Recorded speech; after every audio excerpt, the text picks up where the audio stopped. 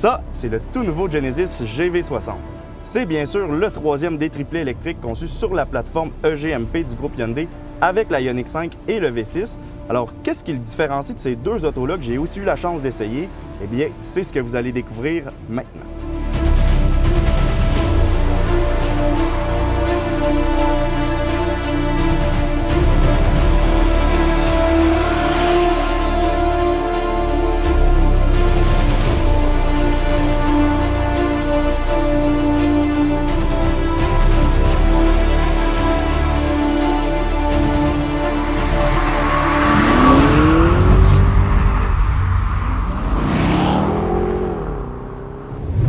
Donc, on commence avec la première chose qui différencie le GV60 de ses petites sœurs, et c'est le nombre de versions, parce qu'il y en a seulement deux, soit l'Advance et ses 399 km d'autonomie qui vaut 71 000 $, et le Performance qui, lui, a 378 km d'autonomie et qui vaut 79 000 $. Donc ici, en partant, là, on parle de 40 à 60 km de moins d'autonomie par rapport à le V6 GT Line que j'ai essayé récemment, mais aussi et surtout de 6 à 14 000 $ de plus selon les versions. Et ça, c'est sans parler que puisque le GV60 n'est pas offert en version 2 roues motrices avec la plus petite batterie et donc avec un prix de détail suggéré sous les 45 000 $ comme ses petites sœurs, ben, il n'est pas éligible aux 12 000 $ de subvention gouvernementale. Donc à première vue, on pourrait penser qu'au sein des triplés électriques sud-coréens, le GV60 est tout simplement un moins bon deal, mais en réalité, est-ce qu'il l'est vraiment? Ici, en fait, la réponse est oui si vous recherchez uniquement le meilleur ratio prix-autonomie. Mais d'un autre côté, je pense qu'il ne faut pas non plus sous-estimer les stratèges de la marque parce qu'ils ont offert au GV60 des éléments qui le démarquent par rapport à ses petites sœurs. Et selon moi, ces éléments-là vont être suffisants pour convaincre une partie de la population, peut-être plus en moyen, de débourser un surplus pour mettre la main sur le GV60. Alors, comme vous allez voir un peu plus tard, son look plus premium et son habitacle plus luxueux, ça fait partie des éléments qui justifient son prix. Mais il y en a d'autres aussi qui sont, disons, plus le fun, surtout avec la version performance et un circuit fermé, à commencer par ce petit bouton-là ici. Là. Déjà 100 km/h, 120. Wow, là. Pas si vite. Avant d'aller sur la piste, il faut que je vous explique un peu ce qui se passe sous le capot, parce qu'en fait, c'est vraiment là que ça se passe. Si vous avez vu mes essais de la Ioniq 5 ou de la V6, vous savez que les versions à traction intégrale ont évidemment droit à deux moteurs, mais que celui d'en arrière est à peu près 2 fois plus puissant que celui d'en avant. Alors, c'est le cas aussi avec le GV60 Advance, mais avec le Performance, là, on a droit au moteur le plus puissant à l'avant aussi. Donc, la puissance passe de 320 à 429 chevaux. Et c'est pas tout parce que ce bouton-là, c'est un Boost Mode qui lui va nous donner 483 chevaux et 516 livres-pieds de couple pendant 10 secondes, ce qui nous permet de boucler le 0-100 km/h en 4 secondes pile. Et juste pour vous donner une petite idée, là, sur la piste ici, en V6 GT Line, on pouvait faire le 8e de mille en 8,4 secondes, ce qui est bien. Mais avec le GV60 Performance, là, on parle de 7,5 secondes, ce qui est quand même toute une différence. Alors là, c'est beau, on peut y aller. On décolle, Boost Mode et ça patine un peu. Déjà 100 km/h, 120, 130, 150, on jette l'onde. Wow, quand même bien, même si vous savez que je ne suis pas un grand fan des Michelin Primacy Tour. Mais la bonne nouvelle ici, c'est que si vous voulez passer à travers ce train de pneus-là, avant de changer pour des meilleurs Michelin Pilot Sport 4S par exemple, il existe une façon pour, disons, accélérer le processus. Et c'est de se mettre sur Park, mode sport, enlever l'antipatinage complètement en pesant 2 fois ici, pied sur le frein, on appuie sur les 2 palettes ici pendant 3 secondes et là, le Drift Mode est activé.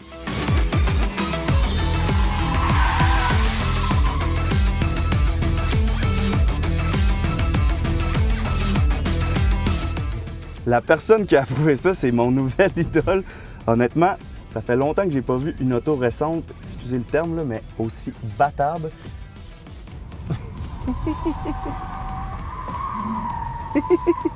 Et là, je pense qu'on va arrêter parce que ça s'en vient presque épeurant. Vous devez savoir qu'on a un différentiel à glissement limité électroniquement normalement, va répartir le couple toujours de la meilleure façon pour avoir le plus de traction possible, donc réparti entre les roues.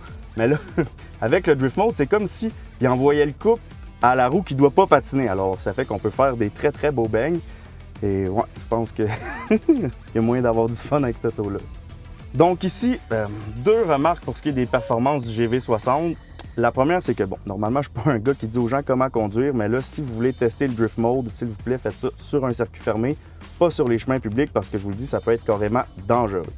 Sinon, deuxième remarque, c'est que c'est justement cette petite touche de piquant-là qui manquait à Genesis pour rattraper des marques comme Mercedes AMG, par exemple. Espèce de feeling qu'on doit toujours être sur nos gardes quand on désactive tout et qu'on pousse la machine parce qu'elle peut nous mordre. Et je dois dire que j'ai pas ressenti ce feeling-là avec l'Ioniq 5 ni avec le V6. Par contre, si vous êtes des fans de ces autos-là, là, vous ne serez pas en reste parce que les versions N et GT, ils vont avoir une centaine de chevaux de plus que notre GV60 d'aujourd'hui. Alors ça devrait arriver l'année prochaine. On ne sait pas encore leur prix, mais disons que je ne serais pas surpris que ça surpasse les 80 000 $. Ce serait quand même toute une aubaine quand on y pense pour une auto de 576 chevaux qui est capable de boucler le 0-100 km/h sous les 3,5 secondes. J'ai même vu un journaliste en Europe le faire en 3,2. Alors ça risque d'être démentiel.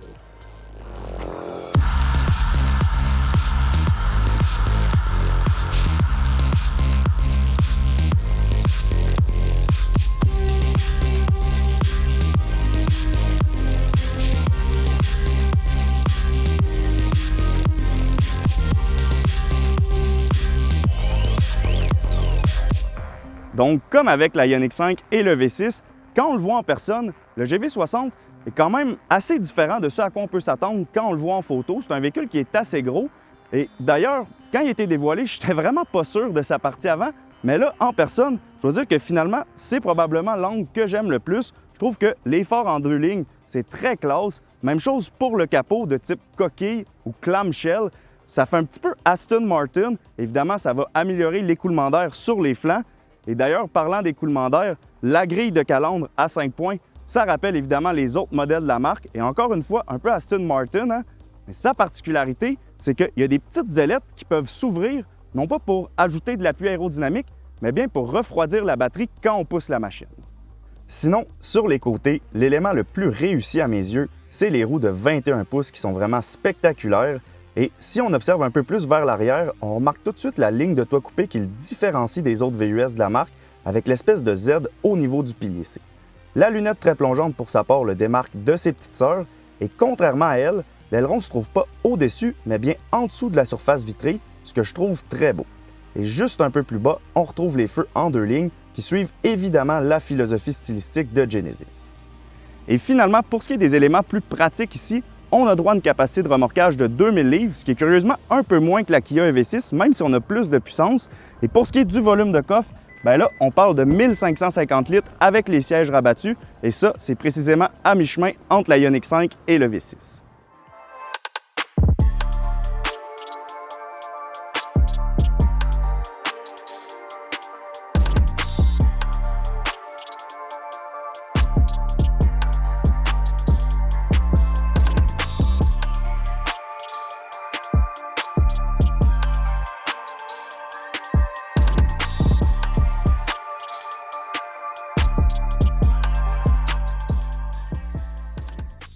À l'intérieur, maintenant, même si la Ioniq 5 et le V6 sont quand même pas mal luxueuses et pas mal techno, là, je dois dire que le GV60 les dépasse pratiquement partout.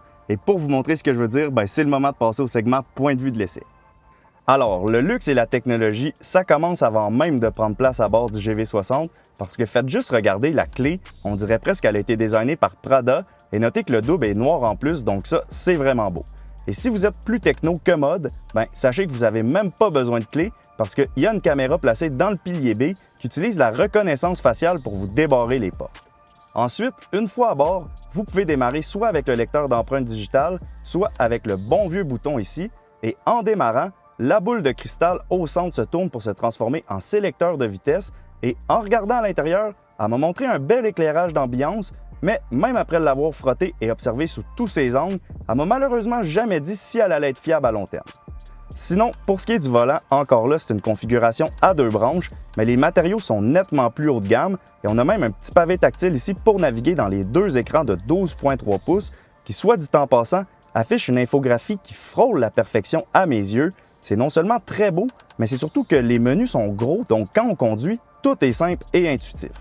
Et là, évidemment, je ne vous les expliquerai pas tous un par un, mais mon préféré, c'est celui de la caméra de recul qui nous permet de choisir la couleur de l'auto. Personnellement, c'est la première fois que je vois ça et je dois dire que je trouve ça franchement très cool parce que ça démontre jusqu'où Genesis sont prêts à aller dans leur attention aux détails.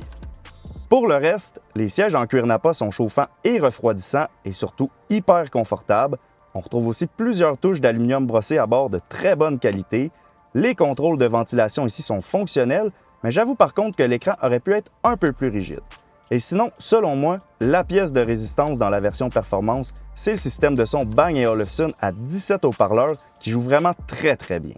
Finalement à l'arrière, encore là, le cuir, l'aluminium brossé et les boutons, c'est vraiment premium, encore mieux que la Ioniq 5 et le V6.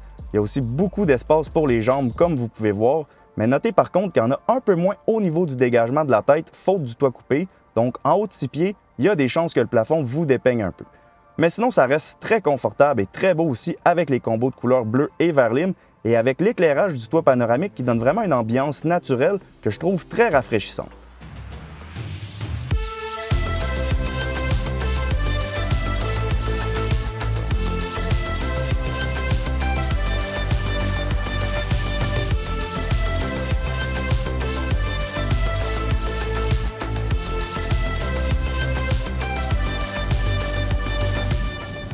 Donc là, je vous ai montré tout à l'heure, ou plutôt hier quand il faisait beau, à quel point le GV60, ça peut être un vrai hooligan sur la piste.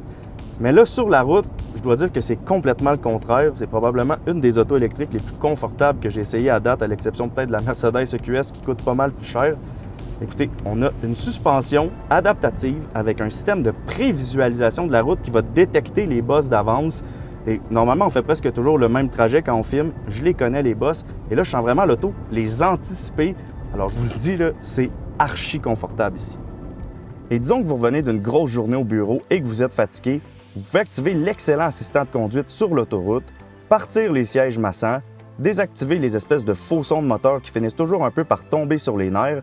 Et vous pouvez même activer le système de suppression du bruit dans les haut-parleurs, qui est en fait le même principe qu'avec des écouteurs. Et là, vous allez vous retrouver dans votre petit monastère roulant parce que c'est hyper bien insonorisé. Donc sur la route, à mes yeux, c'est même pas une question, là. Le GV60 est juste le plus confortable des triplés et il n'y a rien à envier non plus à des véhicules plus chers comme le Jaguar I-Pace ou la Tesla Model Y par exemple. Pour ce qui est des temps de recharge maintenant, ben là, c'est identique à la Ioniq 5 et le V6, donc pour passer de 10 à 100%, calculez environ 7 heures sur une borne de niveau 2 comme à la maison, ou environ 1 heure et quart sur une borne de niveau 3 de 50 kW. Et sur une borne de 250 kW et plus, bien là, vous pouvez passer de 10 à 80% en seulement 18 minutes, ce qui est excellent.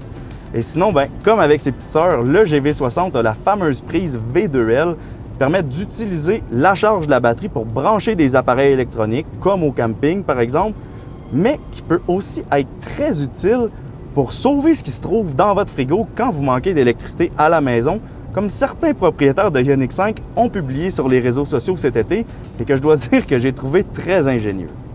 Donc autant les performances du GV60 que son confort, son look extérieur et son habitacle plus luxueux, ça explique en grande partie pourquoi il est plus cher que le V6 et la Ioniq 5, mais il y a un autre élément aussi dont je ne vous ai pas parlé et c'est la rareté, parce qu'on le sait, là, ceux qui paient entre 70 et 80 000 pour une auto, bien, c'est normal qu'ils ne veulent pas en croiser une identique à chaque coin de rue. Et la bonne nouvelle pour ces gens-là, c'est que des GV60, on n'en croisera pas à chaque coin de rue. Parce que pour vous donner une idée, là, selon mes sources, c'est environ 4500 Ioniq 5 qui sont destinés au Canada en 2022, 1600 EV6 et seulement 600 GV60. Et évidemment, on peut s'attendre à ce que ces chiffres-là augmentent au fil des prochaines années, mais ça reste que selon moi, les ratios d'unités produites entre les trois risquent de demeurer assez similaires. Alors, la rareté, c'est sûr, ça affecte toujours les prix. Et d'ailleurs, petite anecdote, le meilleur exemple se trouve justement au sein même de la famille parce qu'en ce moment, tout le monde aimerait avoir une V6, mais il n'y en a juste pas, c'est hyper rare. Et ça fait en sorte que, dans certains cas, il y en a qui se vendent à plus de 95 000 $ aux enchères sans subvention. Et je vous rappelle que c'est une auto là, que dans le top modèle coûte 65 000 $ moins les 12 000 $ de subvention. Alors, imaginez ce qui risque d'arriver avec le GV60, qui est plus puissant et qui est à peu près 3 fois plus rare. Donc, disons que dans son cas aussi, la loi de l'offre et la demande risque de créer de la surenchère avant longtemps.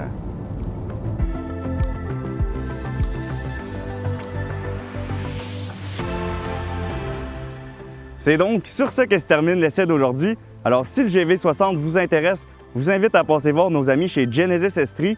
Et d'ici là, comme toujours, n'oubliez pas de liker, de commenter et surtout de vous abonner à notre chaîne. Et là, je vous dis, on se revoit bientôt dans une prochaine capsule.